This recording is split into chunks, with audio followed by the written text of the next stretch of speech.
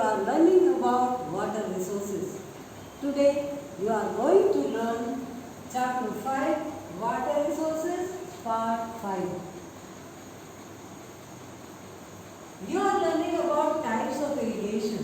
There are 3 types of irrigation: canal irrigation, tank irrigation and well irrigation.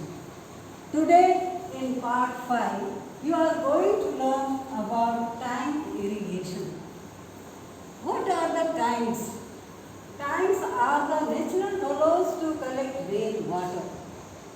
In many areas where there is drier area, people collect rain water and that can be used in drier periods to cultivate some crops or vegetables.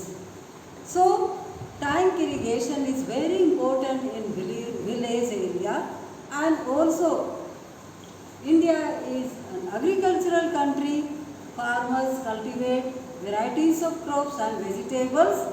So tank irrigation is very useful for the people living in the village areas. If you see, tank irrigation accounts for nearly 12% of the total irrigated areas in India. And tank irrigation is more important in the Deccan Plateau. Why? Look at the map of India.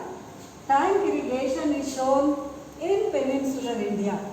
It is very important in peninsular India. Why? As peninsular India has many plateaus, mountains and uneven terrains. So they provide natural hollows and they are providing good site for collecting rain water or to construct tanks. So tank irrigation is very useful in peninsular India.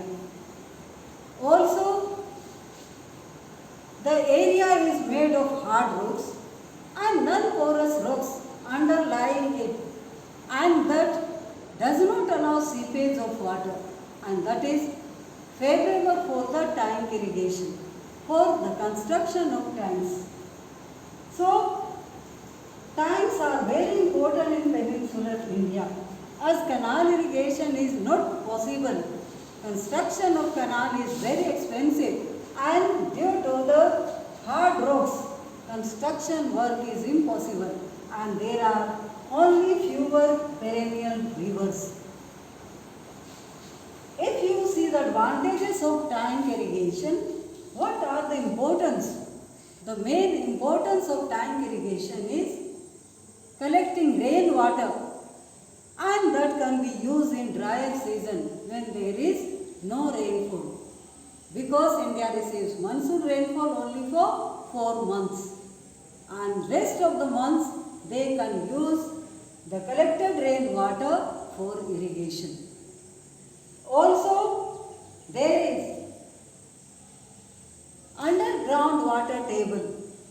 Tanks raises the underground water table. So it is very important. If the tanks are there close by the wells, that can be also perennial during the dry periods. And if you see, they are cheaper than the construction of canals. Tanks can be constructed where there are natural depressions.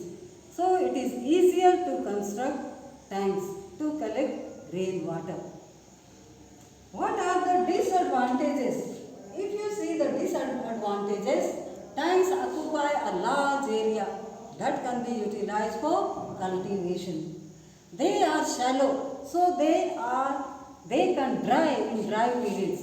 As India receives high temperature, a tropical country or subtropical country. So during summer season, many surface water bodies can dry. Tanks also dry because of high temperature. There is high rate of evaporation, and therefore tanks can dry, and that is not very useful in the drier periods. If you see, tanks also cause siltation. Stagnation of water causes siltation, and siltation makes water unfit for irrigation. Why? because the accumulation of silt makes water mineral free, and when that is used to irrigate, the land can be infertile.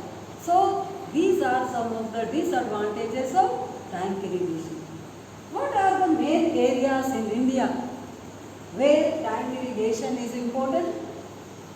The main states which are using or utilizing the tank irrigation are Tamil Nadu, Andhra Pradesh, parts of Orissa, West Bengal, parts of Maharashtra, Madhya Pradesh, and some parts of Karnataka.